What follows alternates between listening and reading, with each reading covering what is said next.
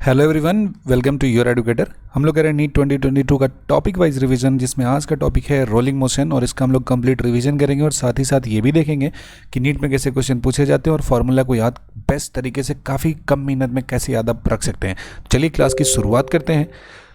और सबसे पहला टॉपिक जो इसमें जानना है रोलिंग मोशन के बारे में कि रोलिंग मोशन होता क्या है। देखो, रोलिंग मोशन का मतलब ये होता है कि जब भी कोई ऑब्जेक्ट अगर मोशन कर रहा हो तो इसमें क्या है कि पॉइंट ऑफ कांटेक्ट जो होता है ना, इस पॉइंट ऑफ कांटेक्ट के बारे में अगर हम बात करें तो इस पॉइंट ऑफ कांटेक्ट पे यहाँ पे क्या होना चाहिए, यहाँ पे होना चाहिए नो स्लीपिंग। किसी भी तरह का स्लीपिंग होने का यहाँ पे गुंजाइश नहीं है। स्लीपिंग होगा तो रोलिंग मोशन नहीं कहेंगे। तो पॉइंट ऑफ कांटेक्ट पे नो स्लीपिंग होता है तो उसको बोलते हैं रोलिंग मोशन। और रोलिंग मोशन दरअसल में दो मोशन का कॉम्बिनेशन होता है, ट्रांसलेटरी मोशन और रोटेटरी मोशन। इसीलिए जो टोटल काइनेटिक एनर्जी यहाँ पे होता है, ट्रांसलेशन का काइनेटिक एनर्जी प्लस रोटेशन का, दोनों का सम हो जाता है। ट्रांसलेशन का मतलब क्या होता है कि कोई ऑब्जेक्ट सिर्फ और सिर्फ आगे की तरफ जाता है तो इसको क्या कहते हैं, ट्रांसलेशन कहते हैं। इसमें हर एक पॉइंट का स्पीड सेम होता है। और रोटेशन की जब हम बात करते हैं तो इसमें जो आपका ऑब्जेक्ट होता है किसी भी एक्सिस के अबाउट में रोटेट करते रहता है सर्टेन स्पीड से। तो ये जो रोटेट किया, यहाँ पे बॉडी आगे नहीं जा रहा है। हर एक पार्टिकल का जो स्पीड हो जाता है, एंगुलर स्पीड ओमेगा हो गया, इसका वैल्यू कैसा रहता है, ये सेम रहता है। तो इसे कहते हैं हम लोग एंगुलर स्पीड ओमेगा कहते हैं। तो ये प्योर ट्रांसलेशन और प्योर रोटेशन को पुट टुगेदर एक साथ रख दोगे तो कैसा होता है, प्योर रोलिंग मोशन हो जाता है। और प्योर रोलिंग मोशन में जो सेंटर ऑफ मास जा रहा है इसका वेलोसिटी भी सेंटर ऑफ मास है, और यहाँ का नेट वेलोसिटी कितना हो जाता है, कॉन्टेक्ट का 0 हो जाता है। और ये तभी पॉसिबल है जब भी का वैल्यू कितने के बराबर हो जाए, आर ओमेगा के बराबर हो जाए। तो कांटेक्ट पॉइंट का वेलोसिटी 0, और इस मोशन को कहते हैं प्योर रोलिंग जब कांटेक्ट का कोई भी स्लिपिंग नहीं होता है। अगर कांटेक्ट पे थोड़ा भी स्लिपिंग होगा तो प्योर रोलिंग मोशन उसको हम नहीं बोलेंगे। देखो अगले पॉइंट की तरफ, ये जो मोशन दिया है, ये जो मोशन यहाँ जा रहा है, हर एक ऑब्जेक्ट है सिर्फ और सिर्फ आगे की तरफ बढ़ जा रहा है, इस मोशन को प्योर ट्रांसलेशनल कहते हैं। और यहाँ भी ऑब्जेक्ट है सिर्फ और सिर्फ घूम रहा है, मतलब सेंटर ऑफ मास का वेलोसिटी यहाँ पे 0 हो जा रहा है। सिर्फ और सिर्फ एंगुलर वेलोसिटी है इसका, जिसका वैल्यू कितना दिया है, ओमेगा दिया है। तो प्योर रोलिंग मोशन है और प्योर ट्रांसलेशनल मोशन है, दोनों को एक साथ जोड़ देंगे तो क्या बन जाएगा, इसको बोलते हैं हम लोग रोलिंग मोशन बोलते हैं। ये रोलिंग मोशन विदाउट स्लीपिंग है। विदाउट स्लीपिंग कहने का मतलब कि इस पॉइंट का वेलोसिटी कितना होता है, 0 हो जाता है, और इसी वजह से सेंटर ऑफ मास का वेलोसिटी कितना है, आर ओमेगा दिया है। इस पॉइंट का वेलोसिटी लिखोगे तो रूट 2 ओमेगा हो जाएगा, ऊपर का वेलोसिटी लिखेंगे तो 2b हो जाएगा, और यहाँ का कितना हो जाएगा, रूट 2b हो जाएगा। यहाँ पे वेलोसिटी देखेंगे तो बॉटम मोस्ट पॉइंट का वेलोसिटी 0 होता है, और सबसे ऊपर वाले का वेलोसिटी कितना होता है, 2b होता है, और सबसे नीचे वाले का वेलोसिटी कितना होता है, 0 होता है। और आप जैसे जैसे ऊपर की तरफ बढ़ते जाओगे जो वेलोसिटी होगा वैसे वैसे ऊपर की तरफ जाने से वेलोसिटी जो होता है इसका वैल्यू क्या होते जाता है, बढ़ते जाता है। As you go on up, तो ऊपर की तरफ बढ़ने से वेलोसिटी क्या हो जाता है, आपका इंक्रीज होते जाता है, बढ़ते चला जाता है। तो याद रखना है, प्योर रोलिंग मोशन का मतलब होता है कि कांटेक्ट पॉइंट पे किसी तरह का स्लीपिंग नहीं है। कांटेक्ट पॉइंट पे अगर स्लीपिंग हो गया तो उस मोशन को हम लोग प्योर रोलिंग मोशन कभी भी नहीं कह सकते हैं। प्योर रोलिंग मोशन होने के लिए कांटेक्ट पॉइंट पे 0 स्लीपिंग होता है। अब रोलिंग काइनेटिक एनर्जी की बात करते हैं। देखो, अगर कोई भी ऑब्जेक्ट मोशन करता है तो ट्रांसलेशन में अगर होए तो ट्रांसलेशन में काइनेटिक एनर्जी कितना होता है, ये वैल्यू होता है हाफ mv²। वहीं पे रोलिंग मोशन होता है तो इसमें काइनेटिक एनर्जी की वैल्यू कितनी होती है, हाफ आई ओमेगा स्क्वायर होता है। कुछ एक पॉइंट है जो आपको याद रखना है यहाँ पे, और जब रोलिंग मोशन है तो भी का वैल्यू कितना हो जाता है, आर ओमेगा हो जाता है। ठीक है, तो देखो जरा, काइनेटिक एनर्जी जो रोलिंग मोशन का है कितना हो जाएगा, ये वैल्यू हो जाएगा हाफ हो गया, और ओमेगा की जगह लिखेंगे तो कितना हो जाएगा, v/r का होल स्क्वायर। तो ये वैल्यू हो जाएगा हाफ mv² हो जाएगा, और डिवाइडेड बाई ये कितना हो जाएगा, आर स्क्वायर हो जाएगा। यहाँ पे सॉरी, यहाँ पे जो रोटेशन का दिया है तो ये कितना दिया, आई दिया है, तो हो जाएगा I/r² हो जाएगा, इंटू कितना हो जाएगा, ओमेगा हो जाएगा। एक काम करते हैं, इसको यहाँ से कर दिया जाए। चलो देखो, तो वैल्यू कितना हो जाएगा, हाफ, ये हो जाएगा वैल्यू, यहाँ पे लिख दो हाफ हो जाएगा, आई हो गया, और ये वैल्यू कितना हो जाएगा, v²/r²। आपको यहाँ पे पॉइंट याद रखना है, रेशियो याद रखना है। जो रोटेशन का एनर्जी होता है ना, डिवाइडेड बाय ट्रांसलेशन का एनर्जी होता है, इसका रेशियो निकालोगे तो रिंग के केस में वैल्यू 1 हो जाता है। रिंग के केस में कितना हो जाता है, 1 हो जाता है। कैसे हो जाता है, देखो जरा ध्यान से। रोटेशन बाय ट्रांसलेशन है तो रोटेशन ट्रांसलेशन की बात करेंगे, रोटेशन की बात करेंगे तो कितना हो जाएगा, half I omega square, translation कितना हो जाएगा, हाफ mv² हो जाएगा। तो ये कितना हो जाएगा, आई हो गया, ओमेगा स्क्वायर की जगह पे लिखेंगे तो v²/r² हो जाएगा, और नीचे में कितना है, mv²। इससे खत्म हो जाएगा तो वैल्यू कितना हो जाएगा, वैल्यू हो जाएगा I/mr²। ये जो रेशियो होता है, ये रेशियो का वैल्यू हो जाता है 1 किसके लिए हो जाता है, रिंग के लिए होता है, because moment of inertia mr² होता है। डिस्क के लिए बात करोगे तो 1/2 हो जाएगा, 2/3 बात करोगे तो किसके लिए हो जाएगा, ये हॉलो स्फीयर के लिए होगा। जो मोमेंट ऑफ इनर्जिया का कोफिशिएंट होता है ना, वही ये रेशियो हो जाता है। 2/5 किसके लिए हो जाएगा, तो 2/5 हो जाएगा जब आप बात कर रहे होगे किसके लिए, सॉलिड स्फीयर के लिए बात कर रहे होगे। तो सॉलिड स्फीयर के लिए कितना हो जाएगा, 2/5 हो जाएगा। हॉलो के लिए 2/3 हो जाएगा। डिस्क के लिए कितना हो जाएगा, 1/2 हो जाएगा। तो ये पॉइंट है इसका। अब इसमें देखेंगे ज़रा ध्यान से, तो अब यहाँ पे आपको दिखेगा कि ये जो रेशियो अगर हमको मालूम है तो बहुत सारा चीज़ निकाल सकते हैं। जैसे फॉर रिंग की अगर हम बात करें, क्वेश्चन आपसे पूछा जाएगा, तो रिंग की बात करते हैं तो रोटेशन का जो काइनेटिक एनर्जी है बाई ट्रांसलेशन का काइनेटिक एनर्जी का रेशियो कितना दिया है, 1 दिया है। मतलब दोनों बराबर बराबर है। तो टोटल एनर्जी का जो रोटेशन में होगा पूरे एनर्जी का कितना होगा, 50% रोटेशन में हो जाएगा एनर्जी, और ट्रांसलेशन में कितना हो जाएगा, ये भी यहाँ पे कितना हो जाएगा, 50% हो जाएगा। लेकिन अगर हम बात करते हैं डिस्क की बात करते हैं, तो डिस्क के केस में रोटेशन का बाई ट्रांसलेशन का वैल्यू कितना होता है, 1/2 हो जाता है। तो रोटेशन का जो फ्रैक्शन लिखेंगे, मतलब रोटेशन प्लस ट्रांसलेशन, तो 1/1 2 + 1 हो जाएगा, मतलब वैल्यू कितना हो जाएगा, 1/3 हो जाएगा। यहीं पे जब आप लिखते हो ट्रांसलेशन का फ्रैक्शन लिखते हो, तो translation by translation plus rotation करेंगे, तो ट्रांसलेशन में 2 दिया है, नीचे दोनों रेशियो का सम हो जाएगा, मतलब ये वैल्यू कितना हो जाएगा, 2/3। तो यहाँ पे एक रेशियो आ गया 1/3, दूसरे का वैल्यू कितना आ गया, 2/3 आ गया। तो इस तरीके से आप लिख सकते हैं, इस तरह का सारे क्वेश्चन का आंसर कर सकते हैं अगर आपको ये रेशियो याद है तब। और ये रेशियो का वैल्यू इतना होता है सिर्फ और सिर्फ रोलिंग मोशन के केस में। तो रोलिंग में जो टोटल एनर्जी होता है रिंग के केस में आधा काइनेटिक आधा ट्रांसलेशन, डिस्क में कैसा, दोनों का रेशियो 1/2, हॉलो में कितना होता है 2/3, और सॉलिड में कितना होता है 2/5 हो जाता है। तो जैसे मान लेते हैं कि एक दिया है कैसा, एक जैसे एग्जांपल के तौर पे आप कंसीडर कर लो कि हमारे पास दिया हुआ कैसा, एक दिया है हॉलो स्फीयर दिया है, एक हॉलो स्फीयर दिया है, और साथ में बोला है कि इसका काइनेटिक एनर्जी कितना दिया है, काइनेटिक एनर्जी का वैल्यू लेट से इसका वैल्यू दिया हुआ 100 जूल दिया हुआ है, ठीक है। तो बोला गया कि इसका रोटेशन में काइनेटिक एनर्जी कितना हो जाएगा और ट्रांसलेशन में काइनेटिक एनर्जी कितना होगा। तो बोला हॉलो स्फीयर है, तुरंत आपके दिमाग में आना चाहिए कि rotation bye translation moment of inertia का कोएफिशिएंट 2/3। तो रोटेशन का एनर्जी कितना हो जाएगा, तो 2 हो जाएगा, और 3 2 कितना हो जाएगा, 5 हो जाएगा, और ये कितना है टोटल एनर्जी है। तब 5 से कर देंगे तो कितना होगा 20, अब 20 दूना कितना हो जाएगा 40, तो वैल्यू कितना हो जाएगा इसका 40 जूल। रोटेशन बाय ट्रांसलेशन कितना है 2/3 है, तो रोटेशन बराबर कितना हो जाएगा 2 बाई नीचे सम कर दोगे रोटेशन प्लस ट्रांसलेशन, ठीक है। तो टोटल एनर्जी होगा 100 और नीचे कितना हो गया 5 हो जाएगा, तो 5 से कर दिया 20 दूना 40 हो जाएगा। तब यही 40 इसमें चला गया तो ट्रांसलेशन कितना बचेगा, तो 100 दिया है, 100 में 40 यहाँ पे चला गया तो बचा कितना, तो बच जाएगा आपका 60 जूल। तो 60 जूल इसमें ट्रांसलेशन हो जाएगा और 40 जूल किस में हो जाएगा, रोटेशन में हो जाएगा। तो इस तरीके से सारे क्वेश्चन को बना सकते हैं if you know the ratio of rotation bye translation. तो ये पॉइंट याद रखिएगा। और ये कैसा होता है, ये moment of inertia by mr² करेंगे ना, और ये जो रेशियो आएगा उसी के बराबर ये हो जाता है, मतलब मोमेंट ऑफ इनर्शिया के कोएफिशिएंट के बराबर ये हो जाता है। अगला सवाल है rolling motion on incline plane. देखिए इंक्लाइन प्लेन पे जब ऑब्जेक्ट रोलिंग करता है ना, तो इसमें कुछ एक बात आपको ध्यान रखना है, हमेशा के लिए ये बात वैलिड होता है। क्या होता है, अगर ये एंगल थीटा दिया है, कोई भी बॉडी है, पहली बात तो ये कि अगर ये नीचे आए तब भी या ऊपर जाए तब भी, दोनों ही केस में कैसा होता है, फ्रिक्शन लगता है, और फ्रिक्शन ऑलवेज कैसा होता है, अप द इंक्लाइन होता है। ये पहली बात होता है। और ये होता है कभी भी स्मूथ सरफेस पे नहीं होता है, तो ऑलवेज ऑन रफ सरफेस ये प्योर रोलिंग करता है। तो इंक्लाइन अगर आपका रफ सरफेस होगा तभी ये रोलिंग मोशन हो सकता है, पहली बात। ऊपर जाए या नीचे या फ्रिक्शन फोर्स हमेशा किधर लग जाएगा, ऊपर की तरफ लग जाएगा। और ये जो मोशन होता है कैसा होता है, एक्सेलरेटेड मोशन होता है। उसके बावजूद भी यहाँ जो फोर्स लगता है वो कैसा लगता है, अगर प्योर रोलिंग मोशन कर रहा है तो यहाँ जो फोर्स लगेगा वो कैसा हो जाएगा, स्टैटिक फ्रिक्शन फोर्स लगेगा। स्टैटिक फ्रिक्शन फोर्स लगा तो work done by the friction force 0 हो जाएगा ना, और work done by the friction force 0 है, इसका मतलब एनर्जी कंजर्वेशन यहाँ पे लगा सकते हैं। टोटल मैकेनिकल एनर्जी इनिशियल बराबर कितना हो जाएगा, टोटल मैकेनिकल एनर्जी फाइनल लगा सकते हैं ना। क्यों, क्योंकि ये कर रहा है ऑब्जेक्ट आपका प्योर रोलिंग मोशन, तो इसमें एनर्जी कंजर्वेशन का जो कॉन्सेप्ट होता है इसका हम लोग इस्तेमाल कर सकते हैं। अब देखते हैं यहाँ पे कि अगर जैसे ऑब्जेक्ट है इसको यहाँ से रिलीज़ कर दिए, तो ये ऑब्जेक्ट चलते चलते क्या होगा, ये ऑब्जेक्ट चलते चलते इस पॉइंट पे पहुँच जाएगा। जब ये इस पॉइंट पे पहुँच जाएगा तो इसका वेलोसिटी यहाँ पे कितना हो जाएगा, v हो जाएगा, साथ में रोटेशन करने का वैल्यू कितना हो जाएगा, ओमेगा हो जाएगा। एक बात बताओ, हम जानते हैं कि एच हाइट से किसी ऑब्जेक्ट को अगर नीचे गिरा देते हैं फ्री फॉल में, तो वेलोसिटी कितना होता है, √2gh होता है। कितना हो जाता है, √2gh। तो यही वाला पहले लिख देना, √2gh लिख देना है फ्री फॉल वाला वेलोसिटी, और इसको 1 + k² से डिवाइड कर देना है। कैसा डिवाइड कर देना है, k²/r²। और आसानी से इसको याद रख सकते हैं कि रोलिंग के केस में जो वेलोसिटी होता है इतना इज इक्वल्स टू क्या कर देना है, पहले फ्री फॉल होता है तो वेलोसिटी कितना होता, 2gh हो जाता है।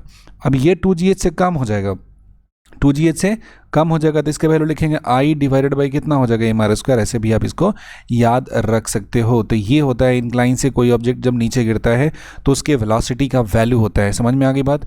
अच्छा, वेलोसिटी आता है जो अगर नॉर्मली स्लाइड हो गया तो अंडर रूट 2gh आता है, रोल करके आया तो इतना आया, मतलब जो रोलिंग करके आया तो वेलोसिटी कैसा आ जाएगा, कम ना आ जाएगा। इसमें अंडर रूट 2g इसमें डिवाइड करते रहे तो रोलिंग से ज़्यादा वेलोसिटी किसका होता है, रोलिंग से ज़्यादा वेलोसिटी आपका स्लाइडिंग का होता है। किसी भी ऑब्जेक्ट को जब रिलीज़ करते हैं और ऑब्जेक्ट आपका स्लाइड होकर नीचे आता है तो स्लाइडिंग में वेलोसिटी ज़्यादा होता है रोलिंग के कंपैरिजन में।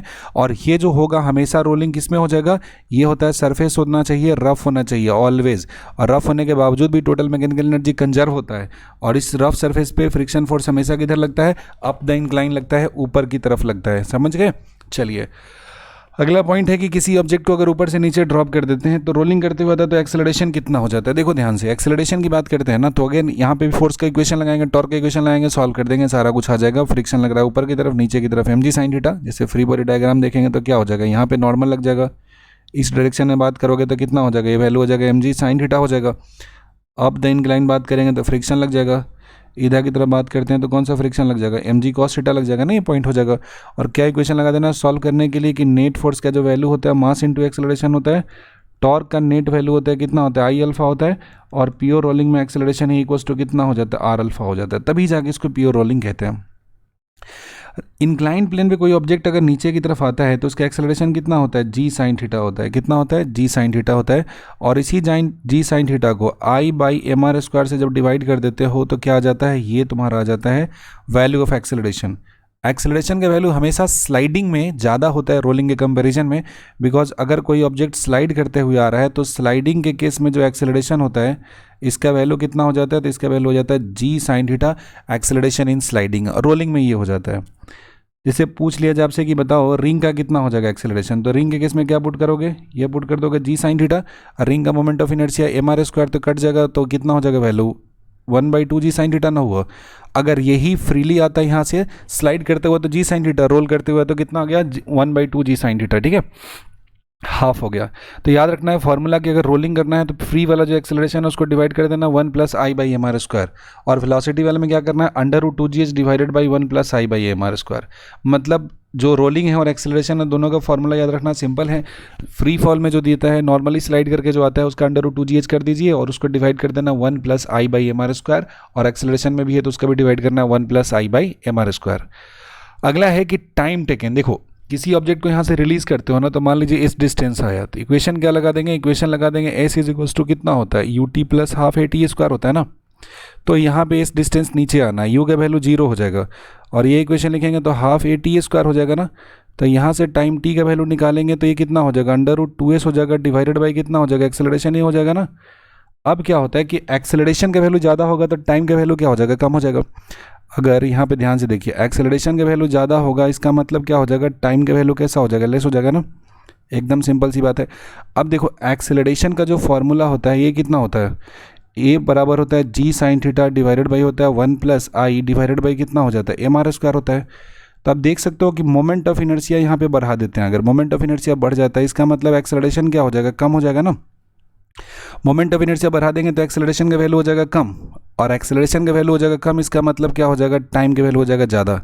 मतलब सीधा सा ज़्यादा मोमेंट ऑफ इनर्शिया को नीचे आने में टाइम क्या लगेगा, ज़्यादा लगेगा। जिसका मोमेंट ऑफ इनर्शिया ज़्यादा उसका टाइम लगेगा ज़्यादा। जैसे देखो ध्यान से, अगर आप लिखते हो एक्सेलरेशन किसका लिखते हो, एक्सेलरेशन लिख देते हो रिंग का लिखते हो, तो रिंग का एक्सेलरेशन कितना हो जाता है जी साइन थीटा 1 + i का value M R square by 2 by M R square, तो कितना हो जाएगा रिंग की जगह पे एम आर स्क्वायर और एम आर स्क्वायर करेंगे तो कितना आ जाएगा 1 आ जाएगा। तो वैल्यू कितना हो गया 1/2 हो गया जी साइन थीटा हो गया। वहीं पे एक्सेलरेशन निकालते हो किसका, डिस्क का निकालते हो तो ये वैल्यू कितना हो जाएगा जी साइन थीटा हो जाएगा ना, और ये कितना हो जाएगा 1 + 1/2 हो गया। मतलब कितना हो जाएगा, ये वैल्यू हो जाएगा 2/3 हो जाएगा, और ये कितना हो जाएगा जी साइन थीटा।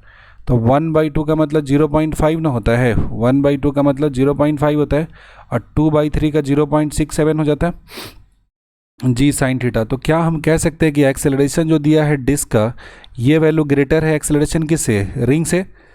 और ये जब एक्सेलरेशन ज़्यादा है तो डिस्क को अगर नीचे लाना पड़ेगा तो इसको टाइम कम लगेगा ना, और रिंग का एक्सेलरेशन कम दिया है तो रिंग को टाइम क्या लगेगा ज़्यादा। और ये सारा का सारा जो कहानी है उसके पीछे का जो रीज़न है वो क्या है, तो इसके पीछे का रीज़न दिया है आपका, वो रीज़न होता है कि मोमेंट ऑफ इनर्शिया। जिसका मोमेंट ऑफ इनर्शिया का वैल्यू ज़्यादा उसको नीचे आने में टाइम क्या लग जाएगा, इसको नीचे आने में टाइम लग जाएगा ज़्यादा।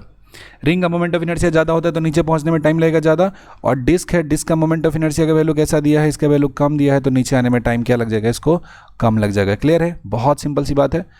ऐसा सवाल पूछा जाएगा जैसे एक इंक्लाइन है, इंक्लाइन के ऊपर में एक ही साथ में इतने अलग अलग टाइप का जो ऑब्जेक्ट है इसको हम रिलीज़ कर देते हैं, यहाँ से इसको रिलीज़ कर देते हैं, ये थीटा है, सब नीचे आ रहा है। तो नीचे पहुँचने वाले पे सबसे पहले जो होता है, एक होता है रिंग दिया है, एक मेरा डिस्क दिया है, एक हॉलो स्फीयर दिया है, एक स्फीयर दिया हुआ है, एक सॉलिड स्फीयर दिया है। कैसा दिया है, ये दिया हॉलो स्फीयर, ये दिया सॉलिड स्फीयर दिया, एक डिस्क दे दिया है और एक रिंग दे दिया है। तो वेलोसिटी के बारे में बात करेंगे तो सबसे ज़्यादा किसका हो जाएगा, सॉलिड स्फीयर हो जाएगा, उसके बाद क्या हो जाएगा, डिस्क हो जाएगा, फिर हॉलो स्फीयर हो जाएगा और उसके बाद क्या हो गया, रिंग हो जाएगा। ठीक है, उसके बाद एक्सेलरेशन करेंगे तो ठीक इसका उल्टा यहाँ पे जाएगा, जो वेलोसिटी का रिलेशन होता है वही एक्सेलरेशन का होता है, दोनों का एक्सप्रेशन सेम दिया है। ध्यान रखना है कि वेलोसिटी लिखते समय कौन सा फॉर्मूला याद रखना है, √2gh डिवाइडेड बाई कितना होता है 1 + i डिवाइडेड बाई कितना होता है mr²। वहीं पे एक्सेलरेशन लिखेंगे तो कितना हो जाएगा, तो एक्सेलरेशन की वैल्यू होता है g sin theta divided by 1 + i by कितना हो जाएगा mr² हो जाएगा। समझ गए। तो जिसका मोमेंट ऑफ इनर्शिया का वैल्यू ज़्यादा होगा उसका वैल्यू तो कम हो जाएगा ना। मोमेंट ऑफ इनर्शिया सबसे ज़्यादा रिंग का है तो इसका एक्सेलरेशन सबसे कम, और सबसे कम moment of inertia solid sphere का है तो वेलोसिटी सॉलिड स्फीयर का, दूसरे नंबर पे डिस्क का, तीसरे पे हॉलो का, चौथे पे रिंग का। एक्सेलरेशन बात करेंगे तो सॉलिड स्फीयर का, उसके बाद डिस्क का, उसके बाद हॉलो स्फीयर, उसके बाद रिंग का। और जो एक्सेलरेशन का ट्रेंड होगा एक्जैक्टली उसका उल्टा हो जाएगा, बिकॉज जिसका एक्सेलरेशन ज़्यादा उसको नीचे पहुँचने में टाइम क्या लग जाएगा, कम लग जाएगा। तो यहाँ पे जो सॉलिड स्फीयर दिया उसको सबसे कम टाइम लगेगा, उसके बाद डिस्क को लगेगा, उसके बाद हॉलो स्फीयर, और आखिरी में सबसे ज़्यादा समय के साथ पहुँचेगा नीचे वो होगा आपका रिंग, क्योंकि इसका एक्सेलरेशन का वैल्यू सबसे कम दिया हुआ है। चलो आगे बढ़ते हैं। बोला है कि body of mass small m and radius small r rolling with velocity v on a smooth horizontal floor rolls up on the rough irregular incline plane up to the vertical height 3b²/4g compute the moment of inertia of the body and comment on its shape। मतलब कौन सा body है। देखो जब भी बात कर दे rolling वाला, तो रोलिंग के केस में क्या होता है कि टोटल मैकेनिकल एनर्जी का जो वैल्यू होता है ना, ये इनिशियल और टोटल मैकेनिकल एनर्जी का जो वैल्यू होता है फाइनल ये आपस में बराबर होते हैं। इनिशियल मैकेनिकल एनर्जी कितना हो जाएगा, तो इनिशियल मैकेनिकल एनर्जी हो जाएगा ½ mv², ये ट्रांसलेशन का प्लस रोटेशन का हो जाएगा ½ I⍵², और फाइनली तो सिर्फ ऊपर चला गया तो mgh हो गया ना, तो वैल्यू लिखेंगे mv²/2 हो जाएगा, प्लस में कितना हो जाएगा I⍵²/2 हो जाएगा बराबर mg हो गया, और h की जगह पे कितना लिखेंगे तो 3va² डिवाइडेड बाई कितना हो जाएगा 4g हो जाएगा। मतलब ये कितना हो जाएगा, g से g कैंसिल हो जाएगा तो 3mva² डिवाइडेड बाई कितना हो जाएगा 4 न हो जाएगा। तो वैल्यू लिखेंगे I⍵² divided by 2 is equals to कितना हो जाएगा 3mva²/4 हो जाएगा, माइनस कितना हो जाएगा mva²/2 हो जाएगा। तो मतलब 2 से ऊपर नीचे कर देंगे 2mva²/4, तो 3 - 2 कितना हो जाएगा 1, तो mva² कितना हो जाएगा 4 ना हो जाएगा, इससे इसको कैंसिल कर देंगे तो कितना हो जाएगा 2 हो जाएगा, आई हो गया। ओमेगा² का वैल्यू लिखेंगे तो कितना हो जाएगा v²/r² बराबर हो जाएगा mv²/2 ना हो जाएगा, v² से v² कैंसिल होगा, then the value of moment of inertia is equals to कितना हो जाएगा, तो ये वैल्यू हो जाएगा आपका mr² डिवाइडेड बाई कितना हो जाएगा 2 हो जाएगा। तो मोमेंट ऑफ इनर्शिया mr²/2 आ गया, मतलब बॉडी कैसा होगा, डिस्क हो सकता है या कैसा हो सकता है, ये हो सकता है आपका सॉलिड स्फीयर, क्योंकि इस दोनों का मोमेंट ऑफ इनर्शिया का वैल्यू यही होता है। और मोमेंट ऑफ इनर्शिया कैलकुलेट करके कितना आ गया मेरा mr²/2, तो value of moment of inertia is mr²/2। Next है कि solid sphere of mass M and radius R also on horizontal surface without slipping, then the ratio of rotational kinetic energy to the total kinetic energy. देखो सबसे पहला word पढ़ना है कि solid sphere दिया है, तो इसका देखते हैं, हमारे याद होना चाहिए कि rotational kinetic energy by translational solid sphere के लिए कितना हो जाता है, तो 2/5 हो जाता है। तो ratio of rotational kinetic energy divided by बोला है कि टोटल, तो टोटल में नीचे कितना हो जाएगा रोटेशन प्लस ट्रांसलेशन, तो वही काम राइट साइड करेंगे 2/2 प्लस कितना हो जाएगा 5, तो ये कितना हो जाएगा 2/7 आ गया ना, तो आंसर कौन सा हो जाएगा, ऑप्शन नंबर 3 हो जाएगा 2/7। Next if a sphere is rolling the ratio of rotational energy to the total kinetic energy, कौन सा है रोल कर रहा है जी, स्फीयर रोल कर रहा है, वही सेम सवाल हो जाएगा। स्फीयर रोल कर रहा है तो रोटेशन बाई कितना होगा ट्रांसलेशनल, स्फीयर सिंपली बोलता है तो सॉलिड स्फीयर हो गया, रोटेशन बाई क्या कर देना है रोटेशन प्लस ट्रांसलेशन कर देना है, तो 2 बाई कितना हो जाएगा 2 + 5 हो जाएगा, तो वैल्यू कितना हो जाएगा 2/7 हो जाएगा, तो आंसर कौन सा हो जाएगा ऑप्शन नंबर 4। अगला एक ring takes time t1 to slide down, तो रिंग जो होता है रिंग का एक्सेलरेशन कितना होता है, अभी भी पढ़ा ना हमने कि रिंग की अगर बात करते हैं तो एक्सेलरेशन इसका होता है ½ g sin थीटा हो जाता है।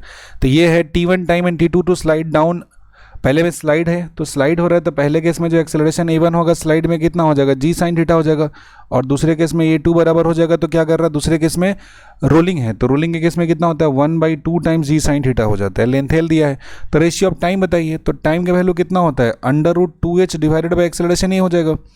तो टाइम की बात करना है तो टाइम हो जाएगा t1 बाई कितना कर देंगे t2, तो ये वैल्यू कितना होगा, एक्सेलरेशन का तो उल्टा हो जाएगा ना, a2 बाई कितना हो जाएगा a1 हो जाएगा।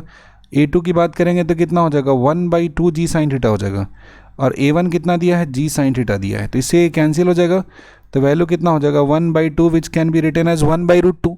तो रेशियो का वैल्यू कितना हो जाएगा 1/√2 आएगा ना, आंसर कितना हो जाएगा 1/√2। अगला है कि 3 ऑब्जेक्ट्स ए बी एंड सी, ए वाला क्या दिया है, ये वाला दिया सॉलिड स्फीयर, सॉलिड स्फीयर का कितना होता है 2/5 mr² होता है, मतलब 5 चौका 20 0.4 mr² इसका वैल्यू हो जाएगा। इसके बाद क्या है, ये दिया हमारा स्फीयर की बात करेंगे तो इसका मोमेंट ऑफ इनर्शिया का वैल्यू है।